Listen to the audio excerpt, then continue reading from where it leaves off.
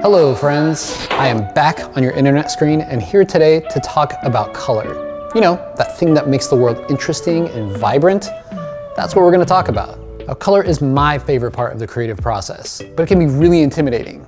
Do it right and it'll make everything look beautiful.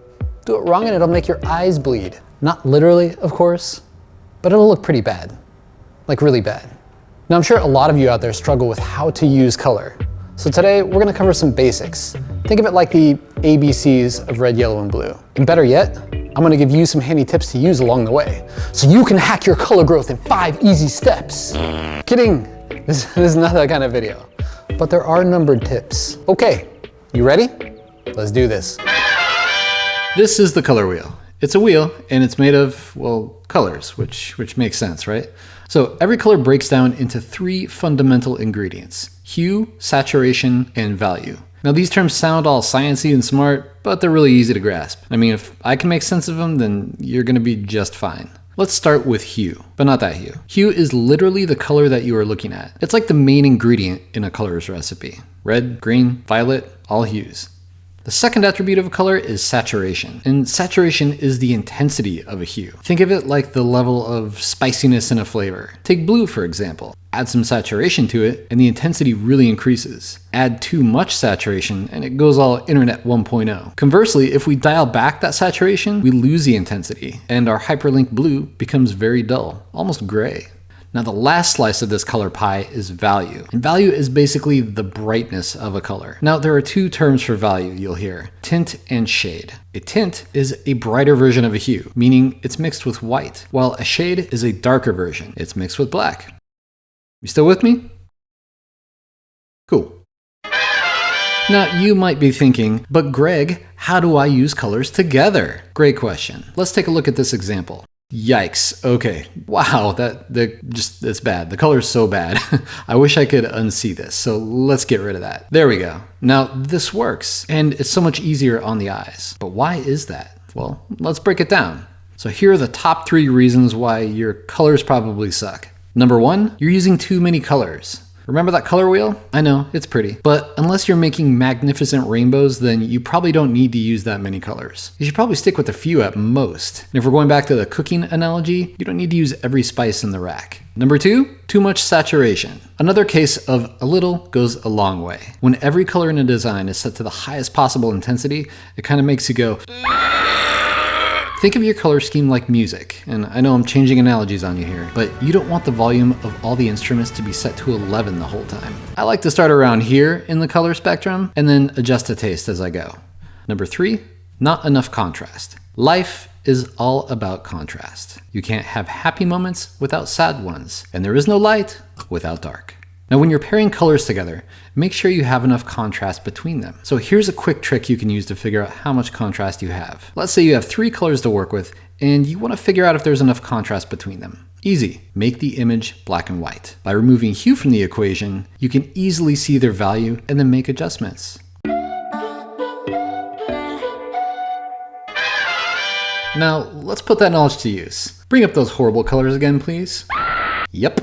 Still the worst. Let's do something about that. Now, right away, I know we have way too many colors going on, but I'm going to start by looking at the contrast. Let's add a black and white filter. So you can see most of the colors are really similar in value, and that's probably the reason why it's so hard to look at and why we don't really know where to focus.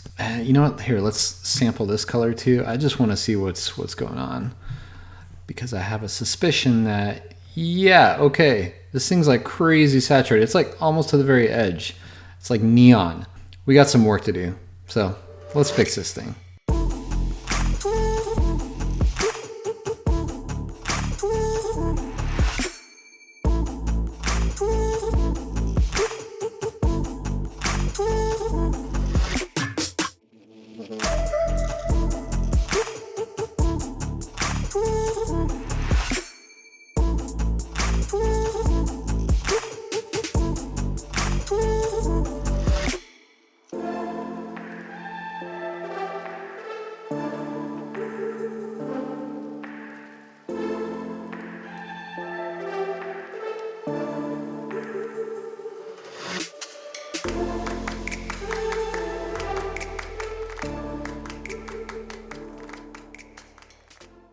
Wow, okay, what a difference this makes. Here. Now, look at this. Your eye is being led around the image. So you have dark values, you have really light values, you have kind of grays in the middle. This is so much better. So much better. So much better than that. Wow. Okay, I think all we need now are some finishing touches.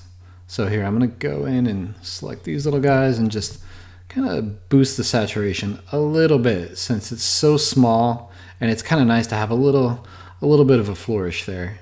And then I'll bring these up just a touch, not much, you know? Like this is where it's okay to bump that saturation, those little kind of things. I'll add a color balance. For this, what I'll do is just some kind of global color correction. So I'm gonna go in the shadows, and I'm gonna pull out some of the reds so the kind of darker parts cool down a little bit, right? And then we'll add some blue, right? So you see it starting to cool down a little, okay? And then to contrast that, we'll go to let's go to the highlights, and then we'll like add maybe some yellow back and some warmth back in there. And let's see how that looks before or after. It's a very subtle thing, but it kind of helps like bring everything together and make it a bit more uniform. Yeah, I'm happy with that. I think it looks great. And by contrast, eek. Yeah, we're in good shape. Well, buddies, we've reached the end of our internet time together. Sad, I know. Now, before I go into the edit and cringe at the sound of my own voice, I want to leave you with something. Do me a favor, hop down into the description of this video and you'll find a bunch of links to cool color resources that you can use. They're both fun and super helpful. And that's about it. All right, see you next time. Oh, and consider subscribing if you like this video.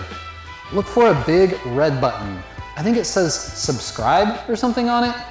Okay, bye.